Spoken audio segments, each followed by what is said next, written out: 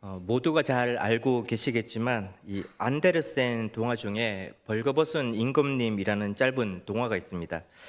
내용은 다 잘 아시리라 생각하는데 제가 짧게 한번 요약해 보겠습니다.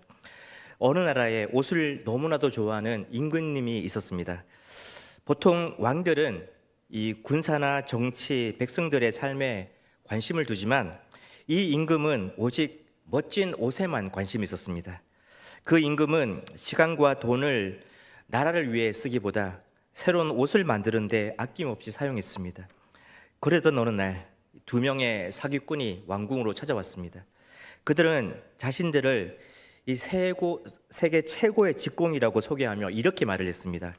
저희가 만드는 옷은 아주 특별합니다. 어리석거나 자기 직책에 어울리지 않는 사람에게는 보이지 않는 아주 신비한 옷입니다. 이렇게 말을 했는데 이 말은 사실 엄청난 이 함정을 담고 있었습니다. 옷이 안 보인다고 하면 어리석거나 직책에 어울리지 않는 사람이 되는 거니까 이 절대로 안 보인다고 말할 수 없도록 이 심리를 교묘하게 이용한 말입니다. 임금은 이 사기꾼들의 말에 큰 흥미를 느끼고 엄청난 돈과 비단, 금실을 내어주었습니다. 하지만 실제로 이 사기꾼들은 아무것도 짜지 않았습니다. 빈 배틀 앞에서 열심히 일하는 척만 했습니다.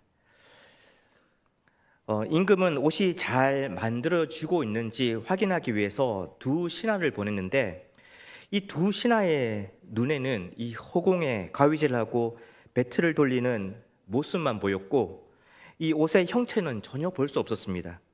하지만 이 아무것도 안 보인다고 하면 무능한 바보라는 것을 인정하는 꼴이 되어버린다는 생각 때문에 두 신하 다 이 아무런 형체도 없는 그 옷을 너무 멋진 옷이라고 찬사하며 이 칭찬을 아끼지 않았습니다. 임금도 마찬가지였습니다. 어리석은 임금이라는 오명을 듣게 될까봐 눈에 보이지 않는 옷을 진짜라고 믿었습니다. 이 착각을 실제라고 믿은 것이죠. 그렇게 임금은 아무것도 입지 않았지만 우아한 옷을 입고 있다고 착각을 실제로 믿은 채 이 거리 행진에 나섰고 결국 창피를 당하면서도 창피한 줄 모르고 끝까지 당당하게 길을 걸어갔다는 내용입니다. 이 벌거벗은 임금처럼 이 사람들은 종종 많은 사람들이 믿는 것을 그냥 따라가며 그것이 틀렸을지라도 잘 인정하려고 하지 않습니다. 자신의 생각이 틀릴 리 없다는 이 착각 때문이기도 하고 또 때론 이 자존심 때문이기도 한 것 같습니다. 이 고린도 교회에 있는 많은 성도들이 그러했습니다. 이미 살펴보았던 것처럼 이 고린도라는 도시는 이 세계적으로 상업이 발달한 아주 부유한 도시였으나 이 동서양에서 온 사람들이 몰려들어 문화와 종교가 꽤 복잡한 곳이었습니다. 이 고린도인처럼 행동한다는 말이 방탕과 매춘의 이 동요로 쓰일 정도로 당시 문화는 타락했고 또 우상 숭배도 매우 심각했습니다.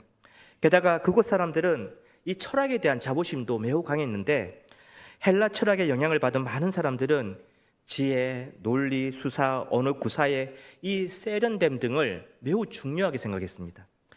이런 고린도 사회의 영향이 고린도 이 교회 안으로 고스란히 들어와 이 성도들의 마음까지 헤집어 놓고 말았습니다. 이런 영향 때문이었던 것일까요? 아직 신앙이 미숙한 성도들 중에는 내가 하나님의 말씀을 많이 알고 그래서 신앙이 성숙해진 것처럼 더 이상 영적으로 성장하지 않아도 되는 것처럼 착각하는 자들이 있었습니다. 8절을 한번 읽어보겠습니다. 너희가 이미 배부르며 이미 풍성하며 우리 없이도 왕이 되었도다. 여기서 배부르고 풍성하다는 말은 영적으로 배부르고 부유한 자인 것처럼 자기 만족에 빠져 있는 상태를 이 풍자적으로 표현한 말입니다. 그리고 더 심한 표현이 이어서 나오는데 우리 없이 왕이 되었다 이렇게 표현합니다. 이들은 신앙을 사두들로부터 배웠습니다. 그렇다면 예수님을 왕으로 삼아야 하는 것이 바른 가르침을 따르는 것이 됩니다. 그런데 이들은 사도들의 가르침과는 정반대로 스스로를 왕으로 삼고 말았습니다. 벌거벗은 임금처럼 자만과 이 교만이라는 착각 속에 완전히 갇혀버렸습니다. 바울은 이들을 향해 이렇게 말하는데요, 자신과 대조하며 말합니다. 10절입니다. 우리는 그리스도 때문에 어리석으나 너희는 그리스도 안에서 지혜롭고, 우리는 약하나 너희는 강하고, 너희는 존귀하나 우리는 비천하여. 신앙의 모습에 역행하는 이 고린도 교회 성도들을 향해 바울은 사도인 우리는 그리스도 때문에 어리석고 약하고 비천하지만 너희는 지혜롭고 강하고 존귀하다고 말했습니다. 이 신앙을 역행하는 이들이 정말 지혜로워서, 정말 강해서, 정말 존귀해서 바울이 그것을 인정하는 말을 하고 있는 것일까요? 그렇지 않습니다. 바울은 역설적으로 표현했습니다. 지금 이들은 세상의 지혜를 따르고 세상이 쫓는 강해지는 방식을 쫓고 세상이 추구하는 존귀를 추구하고 있다는 것입니다. 그런데 그것은 이 하나님 안에서의 진정한 지혜도 강함도 존귀도 아니라는 것을 말하고 있는 겁니다. 그러면 진정한 지혜는 무엇이란 말일까요? 어떻게 진정으로 강해질 수 있고 존귀해질 수 있다는 말일까요?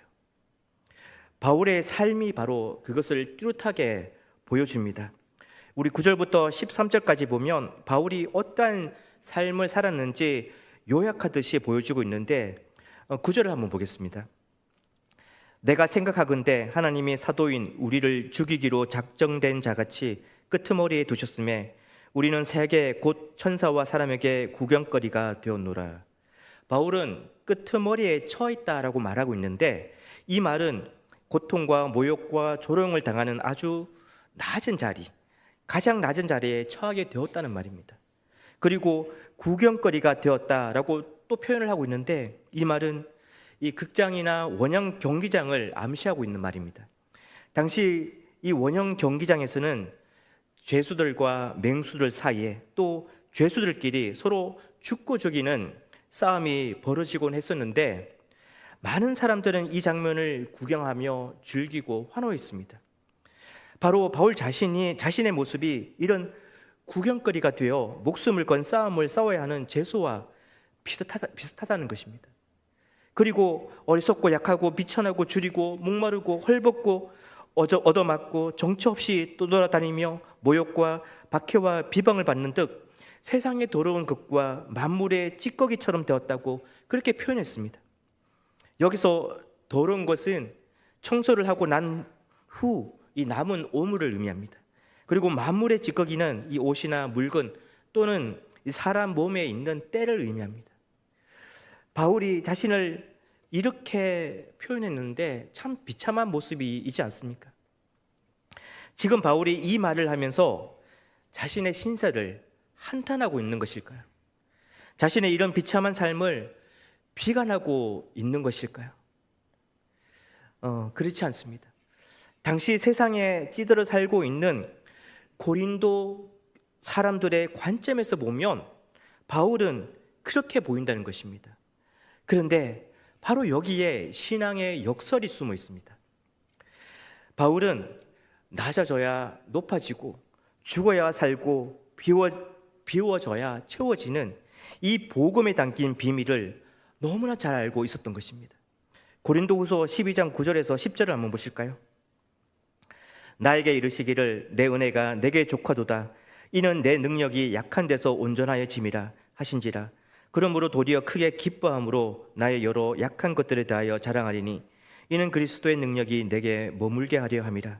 그러므로 내가 그리스도를 위하여 약한 것들과 능력과 궁핍과 박해와 공고를 기뻐하노니 이는 내가 약한 그때에 강함이라. 이 바울의 몸에는 가시 같은 것이 있습니다. 정확히 무엇인지는 알 수 없었지만 혹자는 안질이라고 하기도 하고 혹자는 간질이라기도 하는 그런 가시였습니다. 얼마나 그 가시가 고통스러웠던지 바울은 그 고통이 사라질 수 있도록 3번이나 하나님께 간절히 기도했는데 하나님께서 낫게 해주시지 않으셨습니다. 대신 하나님께서 한 깨달음을 주셨는데 그것이 바울에게는 확실한 기도의 응답이 되었습니다. 그 깨달음은 바로 나는 너를 강하게 만들지 않을 거야. 대신 내가 약한 너의 강함이 되어줄게 라는 응답이었습니다. 바울은 그 깨달음을 하나님의 응답으로 받아들였고, 그래서 더 이상 연약한 육신을 위해 기도하지 않았습니다. 바울은 약한 그때에 강함이 되어주시는 하나님 때문에 약함이 강함이 된다는 그 사실을 너무나 깊이 체감하게 되었습니다. 세상의 지혜나 세상의 강함과 존귀는 결국 허무로 이어지고 말 것이지만, 이 하나님 안에서 입은 지혜나 강함과 존귀는 비록 세상의 시각에서는 어리석고 약하고 비천한 것처럼 보이겠지만, 그것은 결국 영원한 생명으로 이어지는 아름다운 열매가 된다는 사실을 바울은 발견했습니다. 그래서 바울은 겉으로 보기에는 이 화려해 보이는 세상의 방식을 따르지 않았습니다. 복음이 알려주는 예수 그리스도를 따라 걷는 그 길이 진정한 지혜이고 진정으로 강해지고 진정으로 존귀해지는 길임을 알게 되었던 것이죠. 바울은 이 처음 고린도 교회 성도들에게 복음을 전할 때도 바로 그 복음을 전했고, 그들에게 지금 이 편지를 쓰면서도 다시 이미 전했던 그 복음으로 권면을 했습니다. 성도님들, 이 바울의 편지는 오늘 우리 각자에게 보내는 하나님의 편지가 아닐까요? 세상의 가치는 여전히 우리에게도 위협적입니다. 이 하나님 안에서 지혜를 얻는 것보다 세상이 말하는 지혜에 더 귀를 기울이는 것이 어쩌면 우리의 자연스러운 반응이 되어 있는지도 모르겠다는 생각이 듭니다. 또 약함을 감추고 싶어서, 그래서 강해지고 싶다는 열망과 강박이 자꾸 세상을 기웃하게 만드는 동기가 되기도 하는 것 같습니다. 종기는 어떻습니까? 하나님께서 우리를 존귀하게 여기신다는 사실보다 세상에서의 칭송에 더 큰 위로를 얻고 그런 칭송을 기대며 살아가는 것이 우리의 모습은 아닐까요? 어쩌면 하나님께서 우리를 존귀하게 여기신다는 그 사실에는 그렇게 큰 위로와 감동과 격려를 느끼지 못할 만큼 우리의 마음이 세상에 더 근접해 있는 건 아닌지 그런 생각이 들기도 합니다. 그런 우리에게 바울은 신앙의 역설을 담은 이 편지를 보내고 있습니다. 세상은 높은 곳에 올라가 자신이 중심된 삶을 살라고 말하지만, 복음은 지위나 형편에 상관없이 낮은 곳으로 내려가 섬겨야 함을 강조합니다. 그 낮은 곳에 바로 하나님이 계십니다. 약하고 비천한 그 자리에 하나님이 계십니다. 하나님이 계시면 그 자리는 결코 낮지도 약하지도 비천하지도 않습니다. 세상 그 무엇보다 강하신 하나님이 우리를 붙들고 계시기 때문입니다. 그러니 그 어떤 자리에서도 교만하지도 말고 또 절망하지도 말고 강한 주님만 믿고 그 주님의 손 붙잡고 당당히 걸어가시기 바랍니다. 바로 이것이 우리를 향해 보내고 있는 바울의 편지가 아니겠습니까? 성도님들, 이 말씀을 꼭 마음에 담고 매일을 살아가실 수 있기를 바랍니다. 바울은 이런 권면을 하면서 이 권면을 하는 이유를 함께 적어 두었는데 14절부터 16절인데요. 읽어보겠습니다. 내가 너희를 부끄럽게 하려고 이것을 쓰는 것이 아니라 오직 너희를 내 사랑하는 자녀같이 권하려 하는 것이라. 그리스도 안에서 일만 스승이 있으되 아버지는 많지 아니하니 그리스도 예수 안에서 내가 복음으로써 너희를 낳았습니다. 그러므로 내가 너에게 권하노니 너희는 나를 본받는 자가 되라. 바울은 이 편지를 쓰는 이유가 이 편지를 읽게 될 고린도 교회 성도들을 부끄럽게 할 목적이 아니라고 말합니다. 그런데 재미있게도 이 2장 뒤로 넘어가면 6장에서 바울은 다른 말을 합니다. 6장 5절인데 이렇게 기록이 되어 있습니다. 내가 너희를 부끄럽게 하려 하여 이 말을 하노니, 이렇게 기록이 되어 있습니다.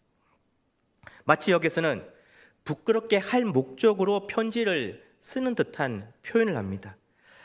앞뒤가 안 맞아 보이는 말인 듯하지만 사실 그렇지는 않습니다. 한번 이렇게 생각해 보시면 이 말들이 이해가 되지 않을까 싶습니다. 보통 자녀를 다룰 때 이 처음에는 이렇게 훈계를 하지 않습니까? 너에게 부끄러움을 느끼라고 내가 맞는 말을 하는 게 아니란다. 내가 이 부분만 좀 다듬으면 너는 훨씬 좋아질 거야. 그래서 너 좋아질 걸 내가 알기 때문에 내가 이 말을 하는 거야. 보통 이렇게 권면하지 않습니까? 그런데 이렇게 여러 번 권면을 해도 자녀가 말을 듣지 않고 도대체 부끄러운 일을 해도 부끄럽게 생각을 하지 않는 그 자녀의 굳은 마음을 보면 어떻게 보통 훈계를 합니까? 이건 네가 부끄러워해야 하는 일이야. 이 부끄러운 일을 계속하면 부끄러워할 줄도 알아야 돼. 그래서 내가 지금 이 말을 하는 거야. 이렇게 권면하지 않습니까? 누군가를 권면하고 훈계할 때 부끄럽게 하지 않을 방식으로 훈계할 수도 있고, 때로는 필요에 따라서 부끄럽게 할 방식으로 훈계할 수도 있습니다. 그런데 어느 방식으로 훈계하든 중요한 것은 바로 그 훈계에 사랑이 기초되어 있어야 한다는 것입니다. 다시 말하면 훈계는 방식은 다를 수 있어도 훈계의 동기는 사랑이어야 한다는 것입니다. 사랑이 권면이나 훈계에 기반이 되어 있지 않을 때는 보통 화나 분노와 같은 감정이 이 훈계의 기반이 되기도 합니다. 그런 화나 분노가 이 훈계의 기반이 되면 아무리 맞는 말을 하더라도 그 말이 상대의 마음을 움직이게 하는 생명의 언어는 될 수 없습니다. 오히려 더 마음의 문을 닫게 하는 이 상처로 작용할 가능성이 많습니다. 부모로서 자녀를 훈계할 때, 선생으로 아이들을 가르칠 때, 인생의 선배로서 후배를 권면할 때 그 훈계와 가르침과 권면에는 사랑이 전제되어 있어야 하는데 우리의 훈계와 가르침과 권면에는 그런 사랑이 전제되어 있는지를 늘 한번 확인해 보는 것이 정말 중요한 일입니다. 제가 2년 전쯤에 읽었던 책 중에 이 나이 든 부모와는 왜 사사건건 부딪힐까라는 책 제목이 있습니다. 이 책을 한번 읽어보았는데요.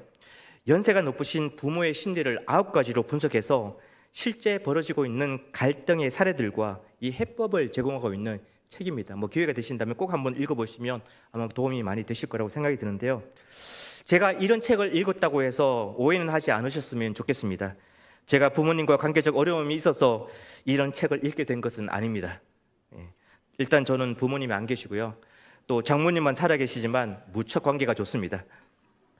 이 책을 읽게 된 계기는 이 어머님과 관계적 어려움을 겪고 있던 한 지인 목사님이 여러 책을 찾다가 이 책을 보게 되었는데 이 책을 통해서 꽤 많이 배웠다고 해서 그 얘기를 듣고 제가 한번 읽어보게 되었습니다. 저는 이 책을 읽으면서 여러 가지 새로운 사실들을 많이 발견하고 생각해 보게도 되었는데 그중 2가지만 이야기하자면 이렇습니다. 첫 번째는 이 책을 쓴 저자가 외국 사람입니다. 그런데 글을 읽다 보니까 우리나라에서 부모와 자녀 사이에 겪고 있는 갈등과 크게 다르지 않습니다. 그러면서 느끼게 된 것은 부모와 자녀의 갈등은 국가를 초월한 세계적인 공통 현상이구나 하는 것을 좀 느끼게 되었습니다. 2번째, 이 책을 통해서 생각해 보게 된 것은 관계적 갈등의 골이 점점 더 깊어지는 데에는 사랑의 선을 넘은 이 감정적인 말과 행동이 정말 큰 몫을 차지하고 있는 거구나 하는 것이었습니다. 이 사랑의 전제는 하나님으로부터 받은 값없는 사랑이잖아요. 사실 부모든 자녀든 믿음의 지체들이든 또 친구나 동료나 지인들이든 다 하나님께서 사랑하셔서 우리 옆에 붙여주신 사람들 아닙니까? 내 자신이 하나님께 소중한 만큼 그들도 다 하나님께 귀한 자들입니다. 우리의 사랑은 바로 여기에서 시작이 되어야 합니다.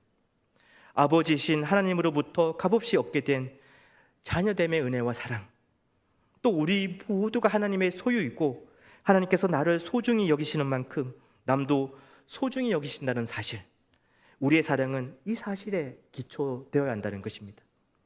바울은 진정한 아버지 되신 하나님이 자녀인 우리를 사랑하는 그 사랑으로, 그 아버지된 마음으로 고린도 교회 성도들을 바라보았던 것입니다. 성도님들, 이 권면하기 전, 누군가를 권면하기 전, 훈계하기 전 이 화나 분노의 감정이 든다면 그때 한번 생각해 보시기 바랍니다. 하나님은 자녀인 우리를 얼마나 오래 참고 계시는지를 말입니다.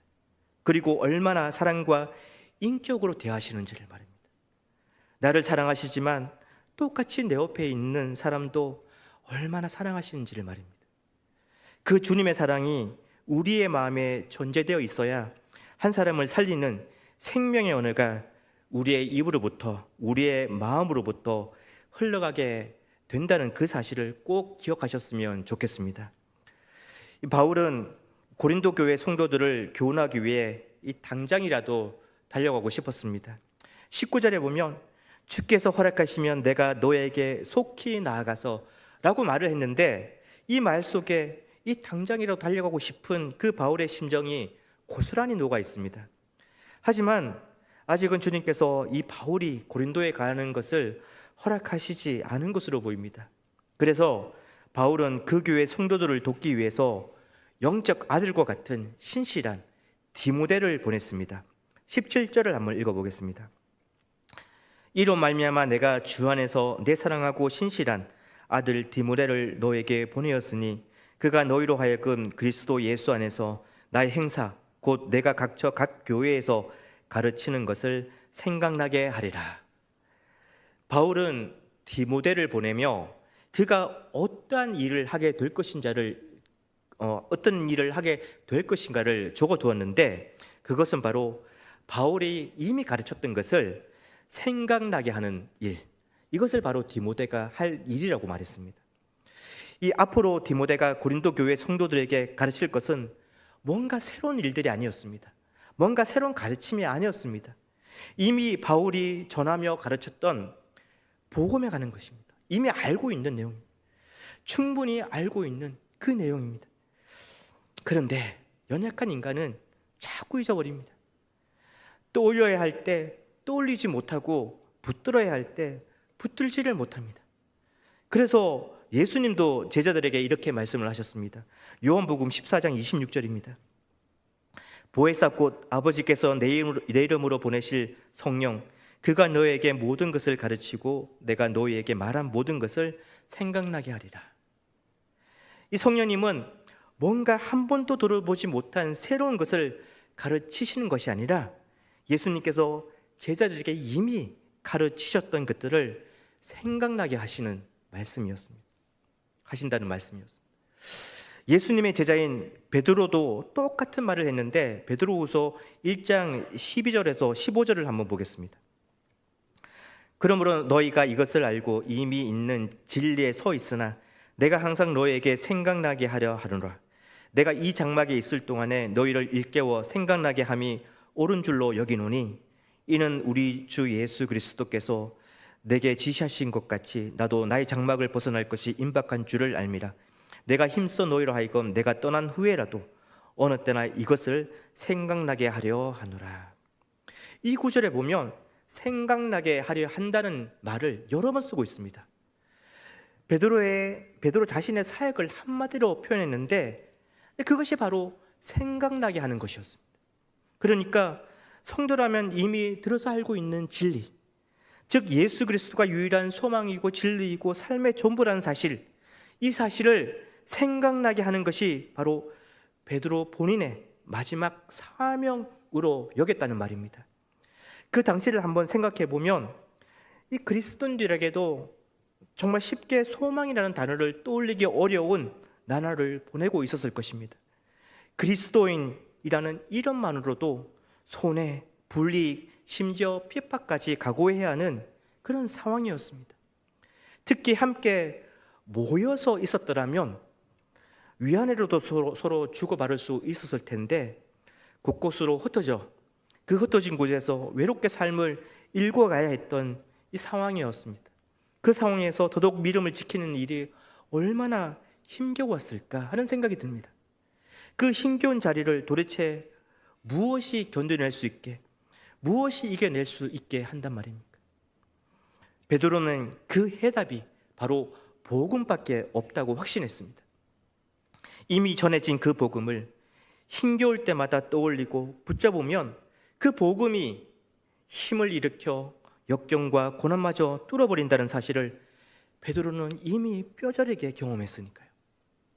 그래서 베드로는 생명의 복음을 다시 생각나게 하는 그 일을 사명으로 생각했습니다. 바울도 마찬가지였고 오늘을 사는 우리도 마찬가지가 아닐까 싶습니다. 신앙생활을 오래 하신 분들은 아마도 이 설교들을 들으시면 전혀 몰랐던 것들을 새롭게 듣게 된다는 것보다 이미 아는 복음의 내용을 다시 생각나게 해준다는 의미가 더 크지 않을까 싶습니다. 맞을 것 같습니다. 우리는 다 연약해서 너무 잘 잊어버리잖아요. 그리고 너무 잘 놓쳐버립니다. 이미 복음을 들어서 잘 알지만 그 복음을 적용시켜야 할 때 잘 적용시키지 못하고 복음을 붙들어야 할 때 제대로 붙들지 못합니다. 그래서 예배 자리에 나와야 하는 겁니다. 그 자리에서 우리는 잊어버렸던 복음을 다시 소망하게 되고요, 다시 붙잡게 되는 겁니다. 그런데 복음을 생각나게 하는 그 일은 사역자만 하는 일은 아닙니다. 성도님들 모두도 그 역할을 해야 합니다. 가정에서는 부부 서로에게 또 자녀와 손주들에게 이 하나님의 복음을 생각나게 하는 그 역할을 계속적으로 해 나가야 하고요, 교회에서는 아직 신앙이 성숙하지 못한 지체들이나 어린 다음 세대에게 그 역할을 계속 해야 합니다. 사회에서도 마찬가지입니다. 우리는 서로에게 복음을 생각나게 해주는 그런 공동체를 계속해서 만들어 가야 하는 사명이 있습니다. 바라건대 이 성도님들의 가정이, 또 성도님들이 속해 계신 교회의 모든 공동체가, 또 성도님들이 속해 계신 사회 공동체가 서로에게 복음을 생각나게 하는 그런 생명의 공동체가 되기를 간절히 소망하고요, 그래서 힘겨운 세상 속에서 참 소망을 전하는 하나님의 따뜻한 손길로 늘 쓰임받을 수 있으시기를 또 간절히 소망합니다. 아울러 우리가 어떠한 지위에 있던, 어떠한 형편에 놓여 있던 복음은 낮은 곳으로 내려가 섬겨야 함을 강조합니다. 그리고 그 낮은 곳에 약하고 비천한 자리에 강하신 하나님의 손이 함께 하신다는 사실을 늘 인지하시기를 바랍니다. 그러니 현재 놓여진 자리나 위치에 교만할 것도 절망할 것도 없겠죠. 그 자리에서 손 내미신 주님의 손만 붙잡고 살면 우리는 당당히 모든 상황을 다 돌파해낼 수 있습니다. 이 바울의 말씀을 마음에 담고 매일을 살아가시는 성도님들의 삶이 되시기를 또한 간절히 바랍니다. 이 또한 주님이 우리에게 값없이 베풀어 주신 사랑을 늘 인식하고 그 사랑에 걸맞은 사람을 살리는 생명의 은혜를 늘 내뿜는 우리 성도님들의 삶이 되시기를 주님의 이름으로 축복합니다. 네, 기도하겠습니다. 하나님, 우리는 종종 세상이 말하는 지혜와 강함과 종기를 따라가며 마치 벌거벗은 임금처럼 착각 속에 살아갈 때가 많았음을 고백합니다. 하나님보다 세상의 인정과 칭찬에 더 마음을 빼앗기고 약함을 감추기 위해 애쓰며 높아지려는 마음으로 살아왔던 우리의 모습을 불쌍히 여겨 주시옵소서. 주님, 바울을 통해 들려주신 이 복음의 역설을 우리의 마음 깊이 새기게 해 주시옵소서. 낮아질 때 높아지고 약할 때 강해지며 비올 때 채워지는 이 하나님 나라의 원리를 잊지 않게 하여 주시고 세상의 기준이 아니라 십자가 길을 따라 살아가는 믿음을 허락해 주시옵소서. 특별히 우리가 어떤 자리에 있든지 교만하지 않게 하시고 또 어떤 형편 가운데 있든지 절망하지 않게 해 주시옵소서. 낮고 약하고 비천해 보이는 그 자리에도 하나님께서 함께 하신다는 사실을 늘 기억하고 강하신 주님의 손 꼭 붙들고 끝까지 믿음으로 걸어가게 해 주시옵소서. 하나님, 우리의 입술도 붙들어 주시옵소서. 화를 따라 말하지 않게 하시고 하나님께 바른 사랑으로 사람을 살리는 생명의 언어를 늘 말하며 살게 해 주시옵소서. 우리의 말 한마디와 태도 하나에도 복음의 향기가 변하게 해주시고 사랑이 모든 권명과 훈계에 늘 기초가 되게 해 주시옵소서. 또한 우리 모두가 서로에게 복음을 생각나게 하는 사람들이 되게 해 주시옵소서. 지치고 흔들릴 때마다 다시 예수 그리스도를 바라보게 하고 세상 속에서 소망을 잃어갈 때마다 복음을 붙들도록 서로를 일깨워주는 믿음의 공동체가 되게 해 주시옵소서. 우리의 가정과 교회와 삶의 자리마다 하나님의 따뜻한 손길이 흘러가게 하시고 힘겨운 세상 속에서도 참된 소망을 전하는 통로로 늘 살아가게 해 주시옵소서. 감사드리며 예수님의 이름으로 기도합니다. 아멘.